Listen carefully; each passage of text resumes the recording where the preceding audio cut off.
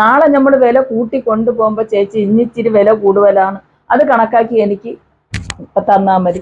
അപ്പൊ അവര് വണ്ടി ചാർജ് കൂടെ എനിക്ക് 200-ഉം 100-ഉം എക്സ്ട്രാ മീനിന്റെ പൈസന്റെ കൂടെ അവര് തരയാണ്. വിളി വരുന്ന ചെറ്റ വീട് കത്തിപ്പോയി, പിള്ളേര് ഇത് കണക്ക് പടത്തില് തിരി കത്തിച്ചു വെച്ചിട്ട് അടുത്ത വീട്ടില് സിനിമ കാണാൻ TV കാണാൻ വേണ്ടി പോയപ്പോഴ് മുഴുതിരി ഒടിഞ്ഞ് വീണ് വീടെല്ലാം കത്തിപ്പോയി.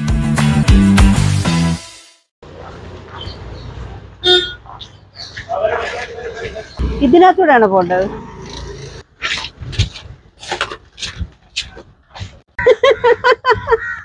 കണ്ടോ നമ്മുടെ മാർഗരറ്റ് ചേച്ചി.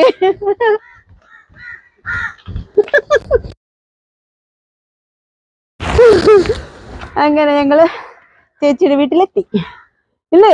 അതെ, അടിപൊളിയായിട്ട് നിൽക്കുകയാണ് വീട്ടിൽ. വാ, 1.5 കിലോമീറ്റർ പോണമല്ലോ ചേച്ചിയെ കണ്ടുപിടിക്കണമെങ്കിൽ.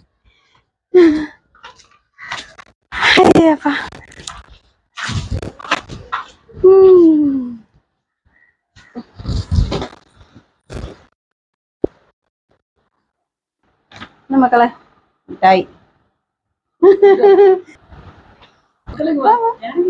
വാന്നേ കേടുവാ. പിന്നെന്ത്, ഇത് ചേച്ചിയുടെ മൂത്ത മോളാണോ? ഇത് ഇളയ മോള്. അപ്പൊ മൂത്ത മോളിന്റെ ജോലിക്ക് പോയോ? അപ്പൊ ഇവരൊക്കെ രണ്ടും മൂത്ത മോളുടെ മോളാണ്. ആ മക്കള്. ഇത് മോന്. ഒരു മോള് സ്കൂളിൽ. ഒത്തിരി നാളത്തെ ആഗ്രഹമായിരുന്നു. കൊറേ പേര് ആവശ്യപ്പെട്ടത് ആൾക്കാരെല്ലാം എടുത്തിട്ടുണ്ട്. ഞങ്ങൾ അങ്ങനെ വന്നിട്ടുണ്ട് കേട്ടോ. ചേച്ചിക്ക് എത്ര മക്കളാണ്? എനിക്ക് 2 മോള്. എനിക്ക് ആമക്കളൊന്നുമില്ല, 2 പെൺമക്കളാണ്. അവരൊക്കെ എന്ത് ചെയ്യുന്നു? ഒരു മോള് ജോലിയില്ലാതെ വീട്ടിലൊക്കെ, 2 മക്കൾക്കും ജോലിയില്ല തന്നെ. അപ്പൊ ഒരു മരുമകനാണെങ്കിൽ മീൻ പിടിക്കാൻ പോകും. ഒരു മരുമകൻ. ഏത് മോളുടെയാണ്? ഇളയ മോളുടെ ഭർത്താവ് മീൻ പിടിക്കാൻ ഇപ്പോഴും പോയി. പിന്നെ മൂത്ത മരുമകൻ ഓട്ട ഓട്ടിക്കും.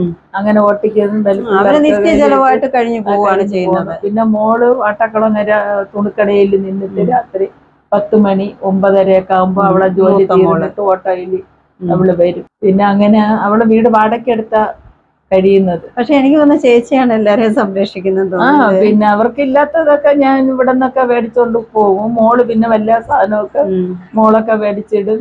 ചേച്ചിയുടെ മീൻ എല്ലാവർക്കും അറിയാം, നല്ല മീനാണ്. ഇന്നലെ തന്നെ ദീപയൊക്കെ വിളിച്ചിട്ട് ചേച്ചിയുടെ മീൻ വാങ്ങിച്ചില്ലേ എന്റെ കൂട്ടുകാരി? എല്ലാവർക്കും അറിയാം മീൻ നല്ലതാണെന്ന്. ചേച്ചി പലരും നമ്മുടെ വീഡിയോ ചോദിക്കുന്നുണ്ട്, ചേച്ചി മീൻ കൊണ്ടുവന്ന് കൊടുക്കുവോന്ന് ചോദിക്കുന്നത്. അപ്പൊ ഒരു എത്ര ഏരിയയിലുള്ളവർക്ക് ചേച്ചി കൊടുക്കാൻ പറ്റും? ജയാട് ജഗദീഷ് സാറിന്റെ വീട് വരെ അവിടെ 5-6 വീടുണ്ട്. അവിടെ അവര് വിളിച്ച് ചോദിക്കുമ്പോ ഞാൻ അവിടെ മീൻ കൊണ്ടേ കൊടുക്കും. അപ്പൊ ആ ഏരിയയിലൊക്കെ ഞാൻ കൊണ്ടേ കൊടുത്തിട്ട് ഞാൻ വരും. അവര് മീൻ തീർന്നു വരുമ്പോ എന്നെ വിളിക്കുമ്പോ ഞാൻ അപ്പോഴും മീൻ കൊണ്ടേ കൊടുക്കണം. അത് ഫ്രഷ് മീനായിരിക്കണം. വേറെ ഒരു മീൻ കൊണ്ടുപോയാൽ അവരെടുക്കത്തില്ല.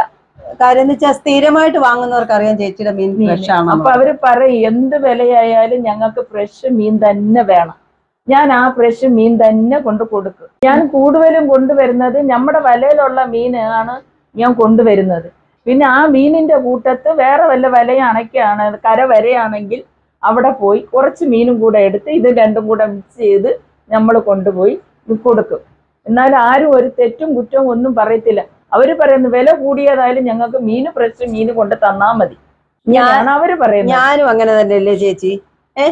എനിക്ക് പ്രശ്നമൊന്നുമില്ല. എനിക്ക് നല്ല. ഇപ്പൊ ഒരു ദിവസം ഞാൻ മീൻ കൊണ്ട് വരാത്തോണ്ട് മോള് പാളയത്ത് പോയി മീന് എടുത്ത് ആ മീന് കളിപ്പിച്ചില്ലേ? എത്ര പ്രാവശ്യം പറ്റിയെന്നറിയാമോ? അതുപോലെ ഞങ്ങൾക്ക് ചേച്ചിയായിട്ട് പിന്നെ ഒരാളെ നമ്മള് സ്നേഹിച്ചാൽ ഇന്ന് അവരിത്തിരി വില കുറച്ച് പറയും, നമുക്ക് ഇന്ന് ഒരു വിട്ടുവീഴ്ച നമുക്ക് കൊടുക്കാം. നാളെ നമ്മൾ വില കൂട്ടി കൊണ്ടുപോകുമ്പോ ചേച്ചി ഇന്നിച്ചിരി വില കൂടുതലാണ്, അത് കണക്കാക്കി എനിക്ക് തന്നാ മതി. അപ്പൊ അവര് വണ്ടി ചാർജ് കൂടെ എനിക്ക് 200-ഉം 100-ഉം എക്സ്ട്രാ മീനിന്റെ പൈസന്റെ കൂടെ അവര് തരയാണ്. എന്തുകൊണ്ടാ ഇത്ര ലോങ്ങില് നമുക്ക് മീൻ കൊണ്ട് തരയില്ലേ? അതുകൊണ്ട് അതനുസരിച്ച് അവർക്ക് ആ മീൻകാരിക്ക് നമ്മൾ എന്തെങ്കിലും കൊടുക്കാം. ആ ഓട്ടക്കാരന് വരെ കാശ് കൊടുക്കും. ചേച്ചി അതൊക്കെയാണ് ആൾക്കാർ ചോദിക്കുന്നത്. എനിക്ക് പിന്നെ ഈ കാലുകൊണ്ട് പെട്ടെന്ന് ഈ തലയിൽ ചുമട് വെച്ച് കൊണ്ട് നടക്കാൻ പണ്ട് നമ്മൾ ഒരുപാട് 100 കിലോ മീൻ വരെ തലയിൽ എടുത്തിട്ടുണ്ട്. ഇപ്പൊ മീൻ എടുക്കാൻ പറ്റുന്നില്ല. അതുകൊണ്ട് ഇപ്പൊ ഓട്ടോയിൽ ഇരുന്നാണ് മീൻ പെട്ടെന്ന് കൊണ്ട് കൊടുത്തിട്ട് ഞാൻ ഓടി ഞാൻ പിന്നെ നിങ്ങൾ ഒരു കാര്യം മനസ്സിലാക്കണം, ഇവരെ സ്നേഹിക്കുന്ന 2 പെൺപിള്ളേർ ഇവിടെ ഉണ്ട്. അതിന്റെ കൊച്ചുമക്കൾ. ചേച്ചിക്ക് എത്ര കൊച്ചുമക്കളൊക്കെ ഉണ്ട്? 4 ചെറുമക്കളാ, 4 ചെറിയ കുട്ടികളായിരിക്കുന്നു. പോട്ടെ, ഇത് മൂത്ത മോളുടെ, അത് 2 പെൺകുട്ടികൾ അല്ലേ? ഇയാള് ഒരാള് സ്കൂളിൽ പരിപാടിക്ക് പോയി. അങ്ങോട്ട് നോക്കുമ്പോ അവർക്ക് നാണോ. ഇതാണ് മോനും മോൾ, രണ്ടാമത്തെ മക്കളുടെ മക്കള് അദ്ദേഹത്തിന്റെ. പിന്നെ ചേച്ചിയുടെ ഗൃഹനാഥൻ എവിടെ? ഇപ്പോഴും മീൻ പിടിക്കാൻ പോയതേ ഉള്ളൂ. ഞാൻ 3 മണിക്ക് വരുമെന്നല്ലേ ഇരുന്നത്.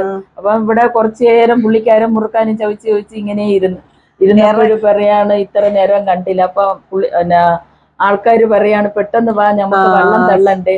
അങ്ങനെ പോയി. ചേച്ചി ഇത്രയും ദൂരെന്നാണല്ലേ ചേച്ചി അവിടം വരെ വരുന്നത്? അതുപോലെ റോഡ് വരെയല്ല വണ്ടി പോയിട്ട് അവിടം വരെയല്ലേ വരുള്ളൂ.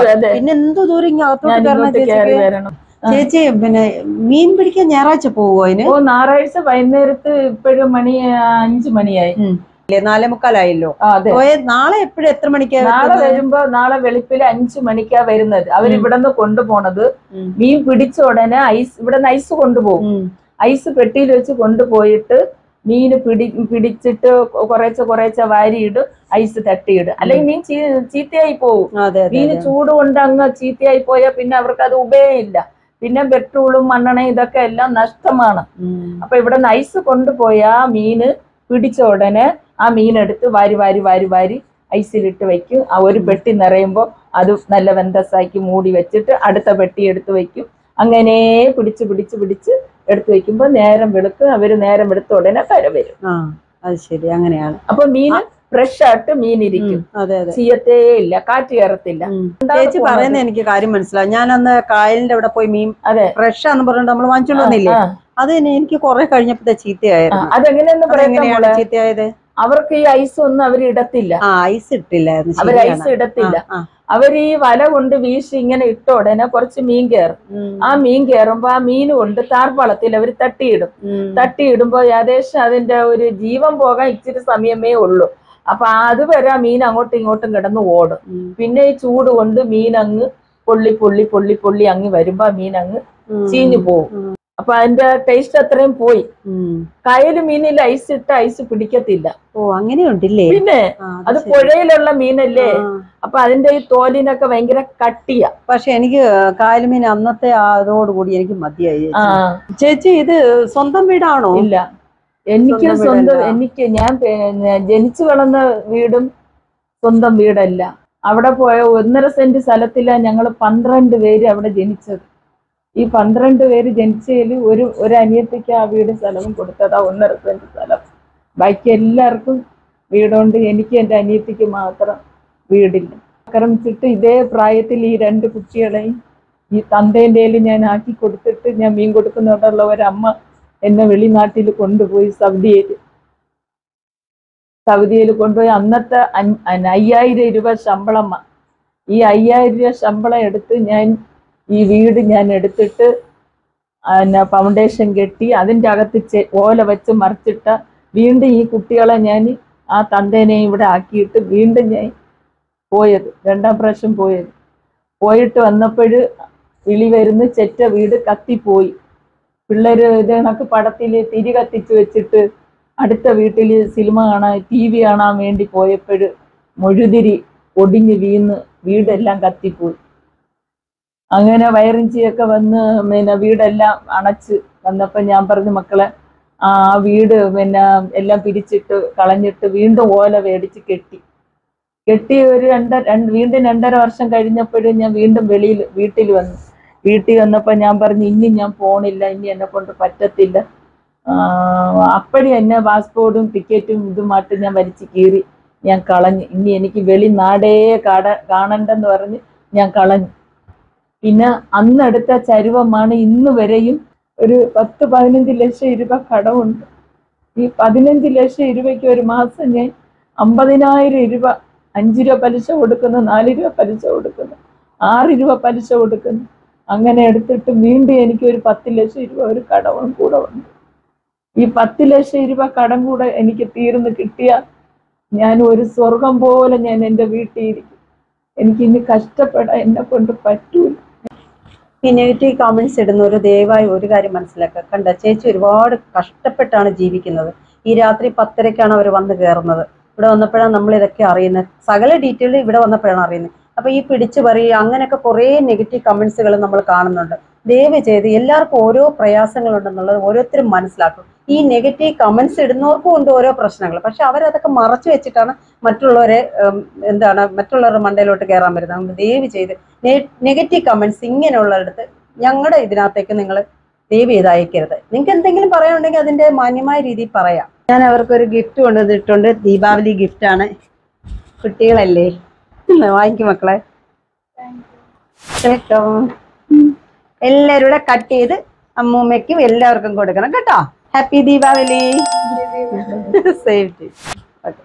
അപ്പൊ ഇനി ഞങ്ങള് എവിടോട്ടാ നമ്മൾ ഇനി അടുത്ത് പോകുന്നത്? നമുക്ക് ശംഖുമുഖം പോകാം. ശംഖുമുഖത്ത് ഇതിനപ്പുറം ഇച്ചിരി കടലുണ്ട്. അങ്ങനെ കുറച്ച് ഏരിയ ഒക്കെ ഒന്ന് കണ്ടിട്ട് വരാം. Okay, by.